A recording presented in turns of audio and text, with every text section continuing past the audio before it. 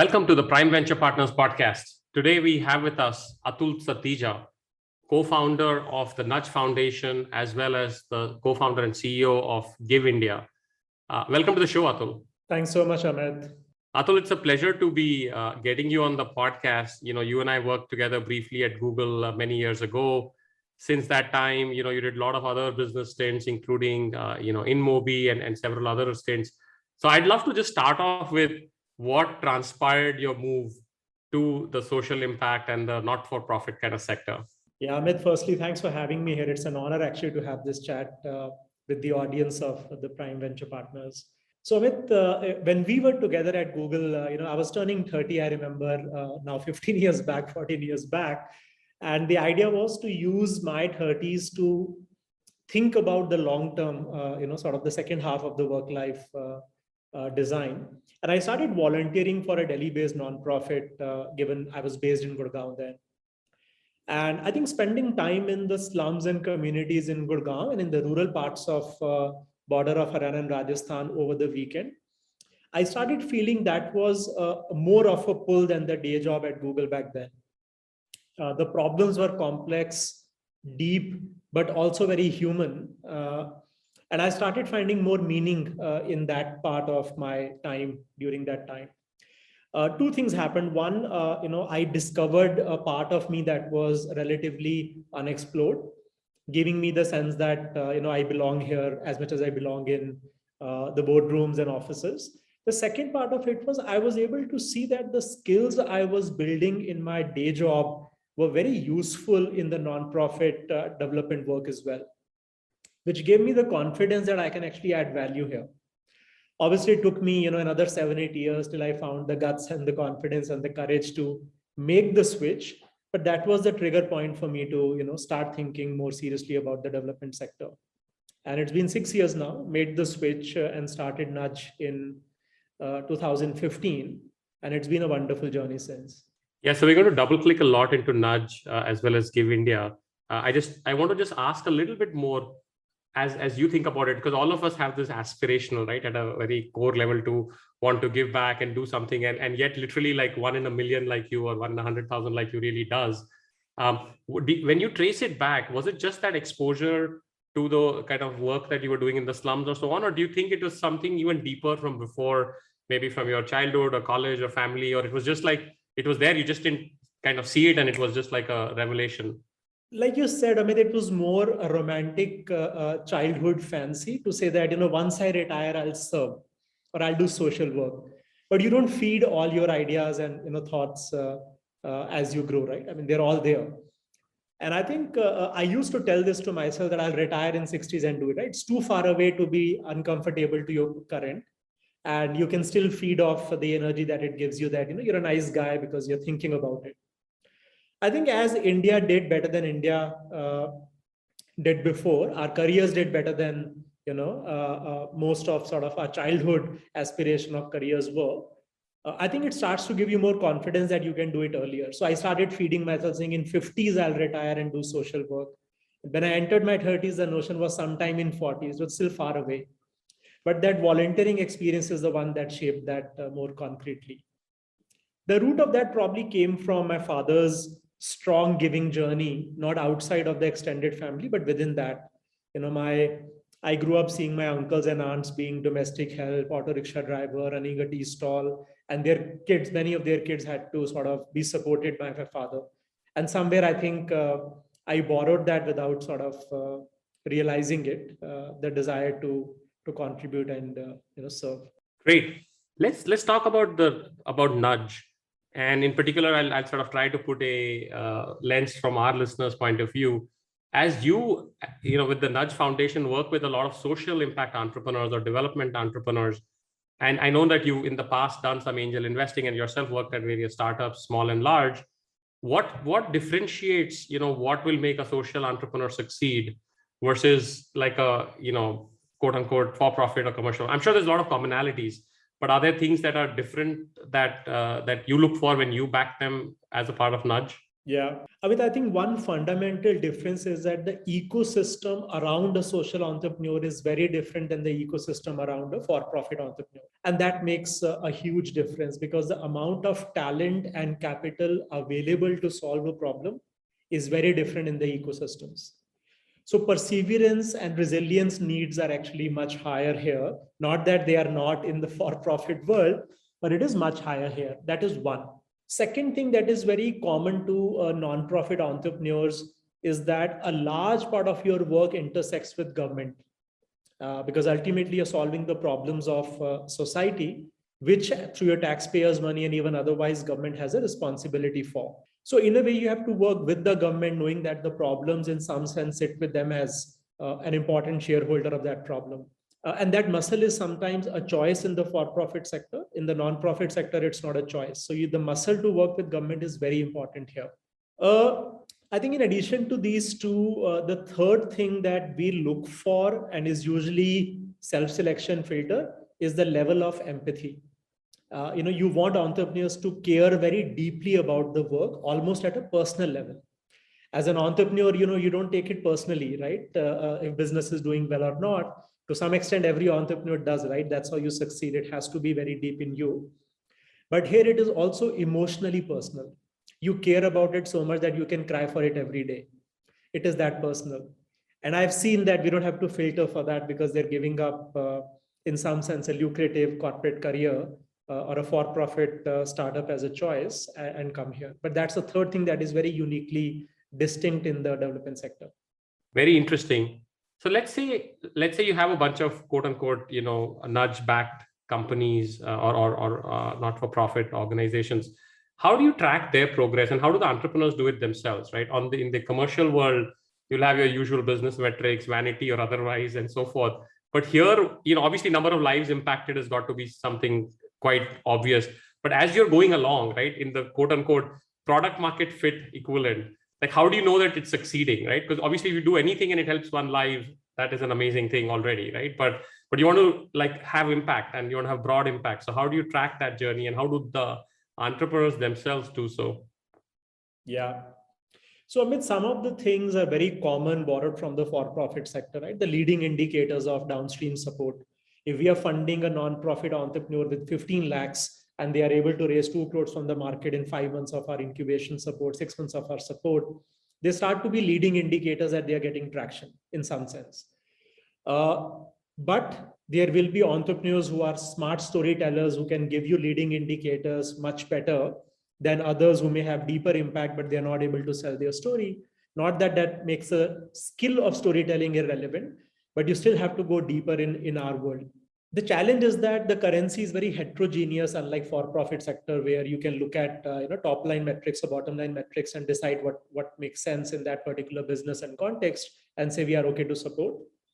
Here, I think the way people look at the non-profit sector is you have an input, you have a baseline sort of audience, you have a certain input and activities you do, there is an output, there is an outcome of that output, and then there is impact of that. For example, you are taking, let us say, underprivileged youth into a skilling program, right? They all learn is your output. You run skilling program is your just an activity and input into it, but that is not impact, that is not even an outcome. That is just an output. An outcome is when they actually go and take a job. But if they are not able to save money and the family is still in deep shit, right? Then there is no impact of it. Or let us say, the area has only 10 jobs. Just because your skilled people got it means somebody else lost a job. It also doesn't solve any societal problem. So the tools are very different. Amit, sometimes you do longitudinal studies to see whether, from the point A to point B, did you see improvement in their lives? Sometimes you have to do it with a control group or comparison group to see whether compared to that audience is your intervention audience is having better life outcomes, things like that. So there are tools available, some very sophisticated, some very simplistic. But I think depending on the context, you use different tools. There is no sort of easy answer there. Got it. I can't but help ask, has technology started to make inroads, at least in the developmental sector in India, or is it there's just too much kind of food and shelter and other issues that tech is sort of playing a minimal role so far, right? Well, I think it's a very important question, Amit. I spend a lot of my thinking and more than thinking, the worrying time around it, because the opportunity that technology allows for social impact is immense. It's very unique that you have a very large number of poor families in India with mobile and data access today. Not everybody may be digitally super savvy to consume complex apps, but they are all digitally connected. They probably are, at least the younger generation is on some social media app or the other. So I feel that education, health, skill development, financial inclusion are the domains where technology has so much to offer, right? Obviously, there are certain domains like hunger where technology may have a lesser role to play at the last mile. But even there, you can imagine the supply chain problems and the upstream problems of having sufficiency of food available in the country and wastages and stuff like that, which can all impact the last mile. I can say with sort of, and I think all of us can, and say it with reasonable confidence that 80% of all large scale social transformations in the country, or 80% probability that every large scale social transformation will have technology at its core, is not is very easy to defend that argument, just knowing what you see in every domain, from farmers to animal husbandry to skilling to job creation to climate change. You take any societal problem, technology is pretty much at the core enabling that. Well, that's very, very heartening to hear. And I think that is probably the only way we can leapfrog from the current kind of situation, right? To be more inclusive, to have more educated, skilled, youngsters, and so on and so forth. Let me switch gears a little bit before we get to GiveIndia to talk a little bit about collaboration between entrepreneurs, right? And there are different schools of thought on the for-profit world. There are those like, it's a very zero-sum game, right? For me to win, you have to lose, etc. And obviously, there are plenty that are also collaborative, and there's this whole spirit of, conscious capitalism. Do you see a lot more collaboration between, because they're all making, small dents into the problem, or starting at a smaller level, whether it's between the nudge kind of back companies, or even more broadly, right, between you guys or between GiveIndia and its quote unquote competitors or collaborators? Like, how do you see that play out in this world? So, Amit, as much as we all want to see collaboration happen as investors in social impact, the reality, unfortunately, on the ground is very similar to the for-profit ecosystem, where the pool of money is very limited, right? You're a hungry tiger in a jungle, and there's only sort of one deer you see. So everybody is trying to hunt down that one donor which can allow you to do the work you want to do. So collaboration is not much higher in the development sector that I thought I will see. Having said that, when the domains are different, people partner a lot. So we are increasingly seeing something called collective impact. For example, you want to improve the life of the waste pickers and their families in Bangalore. There are 15,000, roughly 12 to 15,000 waste picker families in Bangalore, right? But they have their kids who want to learn, let us say, in Bangla or Tamil in a school, but government school only has Kannada. So how do you pool resources for their kids to actually learn their mother tongue? For example, as migrant families here, how do you make sure that their housing has sanitation, electricity, and basic infrastructure required to survive in this city? They all live in kacha sort of slum dwellings here. How do you make sure that they actually have the local voice to be able to treat it well with authorities, of all kinds? So non-profits that are coming from education domain and health domain and sort of urban governance domain, they all work together towards one problem, which is improving the lives of waste pickers in Bangalore. We are seeing collaboration happen in those ways where the funder is designing a program where various non-profits come and collaborate, which is very, sort of unheard of in the for-profit sector. But it is starting to be very visible in India. And it is a proven model that we've seen in other countries work in the development space. Great. Let me switch gears and go to the flip side. Given that now you've been at this for 6 years and you spent good 15, 17 years prior in the kind of commercial world, are there lessons from here that you have learned that you would bring back if you were to ever come back, or you would, what I don't know if you advise or mentor other entrepreneurs in the for-profit world? Are there a few things that we could take from here? Actually, many that I can think of. See, one is I have seen that, and I briefly touched upon it in a brief, one of your earlier question is that the average level of empathy that you see in a non-profit work environment is easily 4 to 5x of what I've seen before. And I've been very privileged to work with really, really awesome companies like InMobi, Adobe, Google, one of the best sort of workplaces. Even when I compare it with my past life, I see average empathy level at Nudge and GiveIndia 4 to 5x more. What that does is people generally care about the organizational mission at a very different level.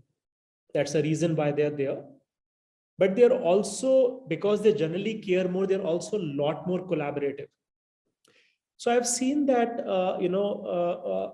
if I were to sort of look at a for-profit environment today as an advisor, board member, I think I cannot but say that selling the mission in my mind is 100x more important now than I used to believe earlier. I would say, look, here is a job. People are coming for equity. They're coming for salary. They're coming for learning opportunities, growth opportunities.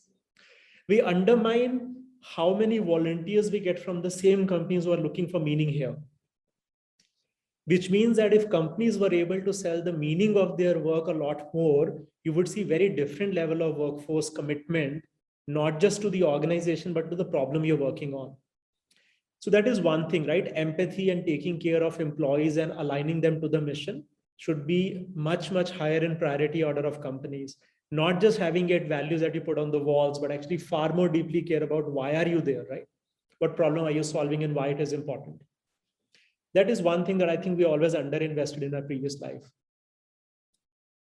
I think the second thing is that the level of focus on diversity, inclusion, respect for peers, sustainability of your decisions to the larger context of society is something that comes very naturally to nonprofit work environments, right? Because the conversation on the dining table or the lunch table is very, very high on those topics. And I felt that everybody probably in my previous life just cared as much about the same topics, but didn't discuss because you're discussing, the prime sort of business objectives. But when people come back to your all hands or anonymous surveys, they ask the same question. I don't think as an organization, we internalize that need of the young workforce and millennials on seeing the organization as somebody they can look up to, almost respect, not just for the business success, but also as a citizenship in a larger ecosystem of society and country. I think that's the other one that's very important if you want retention, respect, and long-term commitment of the workforce. I think these are the two things that I would say, sort of high empathy mission sale as well as citizenship of the organization into the larger ecosystem. But I would say that, all corporates should kind of focus a lot more on. Yeah, I couldn't agree more with empathy. In fact, having been a product manager for many years, that was one of the things we would even evaluate when we were looking at people. And what you're talking about is easily an order of magnitude higher than, if not more, than what we would even look for, right? Because if you're designing products or services for people that you're not a part of, right? That how deeply can you connect with their context and so forth. And I love your point about the being a part of the overall sort of, global citizen or societal citizen, not just your little company or your product or your kind of sales quota kind of thing, right? So I think that's very interesting. Atul, tell us about GiveIndia. That's kind of one of the second innings or one of the parallel entrepreneurship, social impact entrepreneurship things you're doing. Tell us about the work you're doing there and some of the lessons from that, because that's a large, big outfit in and of itself. So love to hear about it. Yeah, Amit, when I was working in doing skill development programs at the Nudge, I realized that a part of me was feeling bittersweet about the work in the nonprofit sector, second year of me starting Nudge. And the root of that was the talent and capital. You are used to talent and capital around you in for-profit sector, especially in today's time when there is, with the opportunities that India is sort of offering, a lot of capital is coming and encouraging talent to work on that. The development sector doesn't have as much of that.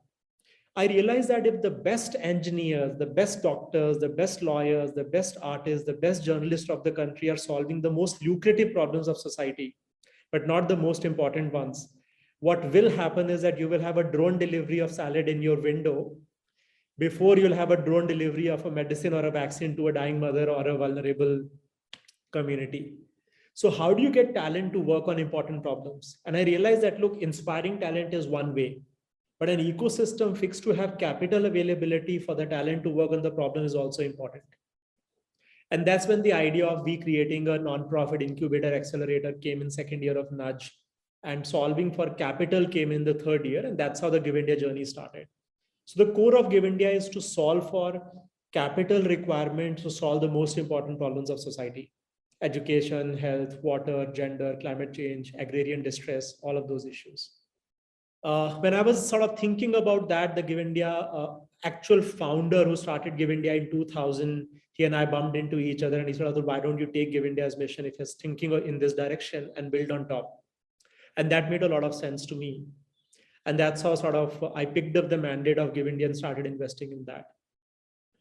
It's been a wonderful journey. I realized how much giving appetite citizens of India in India, as well as the diaspora globally, has for India. Obviously, we are also in the times when, we have always sort of last 1.5 years been thinking COVID at the top of every conversation we've had. That also fuels giving a lot more. But 4 years back, Amit, when I picked up GiveIndia, we donated 29 crores, 25 crores that year. Went up to 45 crores, to 70 crores, to 293 crores. And this year will be at 1,000 crores of giving. And that's amazing. That is supremely awesome. And I realized that, what surprised me, Amit, in this journey is that there was obviously an innate belief that there is appetite to give, right? If you look back in India's history, all the institutions, community parks, schools, people give, right? They say, okay, we don't have this village park, so let's just pool money and do it. People solve problems when they realize that, we all want to live in a place which has X, and you fund that. But the opportunity starts to disappear, the trust levels come down as we move out for opportunities into bigger cities. And, this mobility of people from their villages to cities, cities to bigger cities to international cities, it's not easy to give. So the trust disappears, the convenience goes out the window, and it is just so much hard work to make giving happen. So we really think GiveIndia is on to doing 3 things: bring trust back in giving, make it extremely convenient, and make sure that donors have the choice of what causes they want to pick to give. And essentially, GiveIndia at the core is trying to bring the trust, convenience, and choice in giving. If you want to give for climate change, you should have an option to give it very conveniently in a very trustworthy fashion right away. If you want to give for hunger, if you want to give for a girl child's education, a cataract surgery, whatever it may be, we want to enable that to happen. I think the other important lens of GiveIndia is that it is not just the amount of giving, but also the impact that giving creates. So making giving bigger, but also better. So when we work with institutions, organizations who have CSR budgets or foundations or, family philanthropy, we want to make giving better for them, which starts to become complex because you need to measure what is happening. Are midday meals increasing nutritional outcomes for children?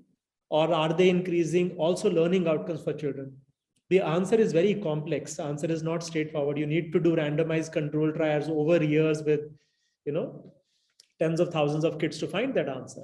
So how do you make giving better is the other end we are also working on. So building capabilities to get answers to those is what we are trying to work with foundations and corporates on. So that's what GiveIndia is trying to do. During COVID, Amit, we had to get our hands dirty and find supply of oxygen, supply of, not just concentrators, plants, but also specific solutions. Like we partnered with Ola to launch O2 for India, where you could actually order a concentrator at home for free, and somebody in their, Ola cab will come and deliver the concentrator at home for you, and we can pick it up once you're done. So we got into a lot of services, but essentially GiveIndia will remain a giving platform just to make sure that we are focusing on making giving bigger and better. How do you establish trust, right? So one is, of course, the governance and so forth. The other part that I always think about as perhaps as an individual donor is the transparency and the last mile of that impact. Right? Did it get to what it was, right? In a platform like GiveIndia, there's 1,000 crores. that you guys helped give. Now you're like, you know what, I'm just donating a small amount for this cause. Like, I want to make sure that happened. So what are some of the ways in which you kind of feed that back into people? And is that a big concern for many donors, or is it more, I have a feeling of giving, so I'll give? Yeah, no, Amit, I think that's probably the number one reason why people are uncomfortable giving, especially offline.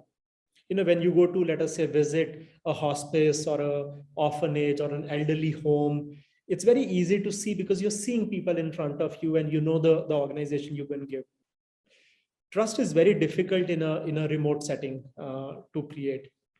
Uh, and trust, initially we were worried about online payments, for example. That trust, fortunately, technology solved for, and all the other sort of progress we have made on the payments as an ecosystem is solved. But trust in, is my money going to go one in full to what I'm giving for and actually do what it is supposed to, which is to impact somebody's life? Is it going to happen? How do I know? So as GiveIndia, what we do is we have something called Give Assured, which means GiveIndia is assuring that the donor's promise is being met by the NGO, which means if you give $100, all $100 go for impact, and it is going exactly for what you gave for. If it is for midday meals or an education scholarship of a child, or funding a cataract surgery, or whatever it may be, we want to make sure that we know exactly what happened and we are able to report back to the donor in complete that it is happening. For one-time giving, we do it through reports and utilization reports, audit checks, on-ground visits. I have a complete team of 25 people that travels on flights and trains and buses. They sit on the top of a bus to go to an Axelite hit area to see the NGO and the work on the ground. So we go to literally to great lengths to find out what's happening on the ground with the money that people are putting. And that's an annual process. We have 228 NGOs that are Give Assured, where we know exactly everything about the organization, including the board relationships, annual audits, the funds, the overheads, the pricing of the programs. Is a stationary kit that they are giving to a child priced right? We go to that level of detail to make sure that we are solving for all the things that donors care about. That is one big way. There are also ways where donors get a lot of trust, which is basically bringing the distance between the donor and the final person who's benefiting from that to a lowest possible. While we can't remove GiveIndia from the equation or the nonprofit from the equation because they're adding value, but how do you make the donor and the beneficiary close as possible? So this is what we call the beneficiary map programs. So if you're sponsoring a child every month, we don't let you choose the child because that is just unfair to a pool of children that are looking for help. But once you donate the money, we tell you that, look, you are helping Aman in this village in UP. And then every month you see that, look, here is Aman's classroom reports, for example, or the celebrations the child is doing on his or her birthday or festivals, to what's happening in the school overall. So we give the progress report at an NGO level, at a school level, at a child level, and map the beneficiary to the donor so they know exactly what's happening with that person, which also builds a lot of trust because of that transparency. Fantastic. As we come sort of close towards the end of the podcast, how can people, both like the Atul Satija of 32 years old, who is probably sitting in some startup, or the founder of some company or whatever, get involved in more than just giving money, right? I mean, we talked about two extremes, the slums of Gurgaon, to now, you dedicating your life to this amazing and noble cause. How can people contribute in more ways than just money, coming from the for-profit or even from the entrepreneurial world? Love to hear some concrete suggestions from you. So Amit, I have seen sort of various models that people have used to contribute. One extreme is something that I'm very fascinated by, which is the 1% pledge that organizations in US started. Salesforce, Atlassian, many organizations have joined that worldwide. Many of them now have presence in India as well. Basically, it says that as an organization, I could be a startup, I could be a large-scale organization. 1% of the organization's top line, bottom line, equity, bandwidth of the employees, whatever I choose, I will contribute to society. It could be just 1% of the employee time, right? Volunteer time that will go. It's a really sort of inspirational way to contribute as a startup entrepreneur. So I would encourage all the startups you're funding to consider a 1% pledge from their equity, not yours, contribute to society. I think it kind of puts a very strong anchor on the ground for the founders, for the org to stay connected. I know that it's a big commitment, but a worthy one to consider for sure. Beyond that, we have seen many organizations, if they are not ready for that, at some point in time they do that. I've been very inspired by Ashish and Book My Show having Book a Smile as an intervention where they encourage their customers to donate, right? The company is not profitable, but their customers come forward and donate 1 rupee, 2 rupee when they book a ticket. Make My Trip has a very interesting checkout charity and a foundation. I'm sure, with your past background, they are sort of fully aware of that. I've seen Zomato in a very interesting way acquired a nonprofit, invested in that, and created Feeding India, which does really, really good work. And during COVID, they did really amazing work. Nitin from Zerodha started Rain Matter, focusing on climate change. So there are examples where organizations have gone beyond just taking pledges to also concretely start their giving journeys. Rahul from Moglix announced a foundation just last week for Moglix as well. So these are like sort of more concrete, big ways to do it.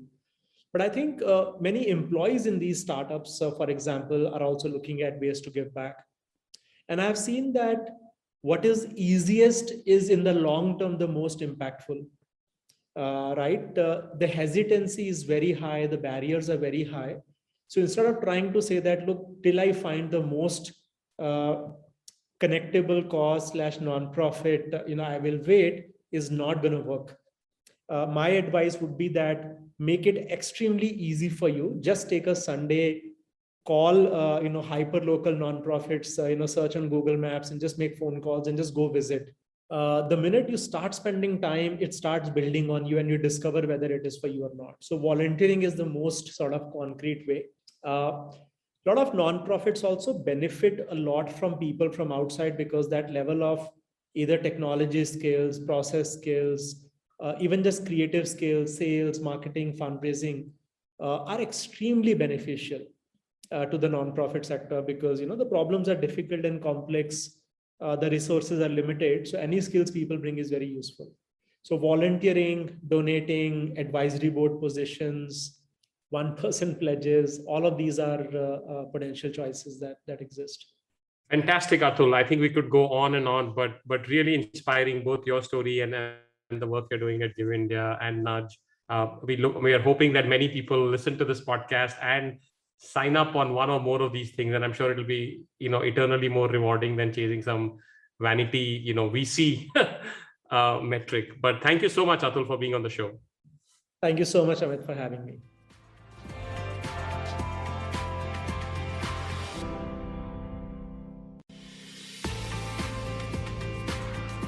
Dear listeners, thank you for listening to this episode of the podcast. Subscribe now on your favorite podcast app for free, and you'll be the first one to know when new episodes are available. Just search for Prime Venture Partners podcast in Apple Podcast, Spotify, Castbox, or however you get your podcasts. Then hit subscribe. And if you have enjoyed the show, we would be really grateful if you leave us a review on Apple Podcast. To read the full transcript, find the link in the show notes.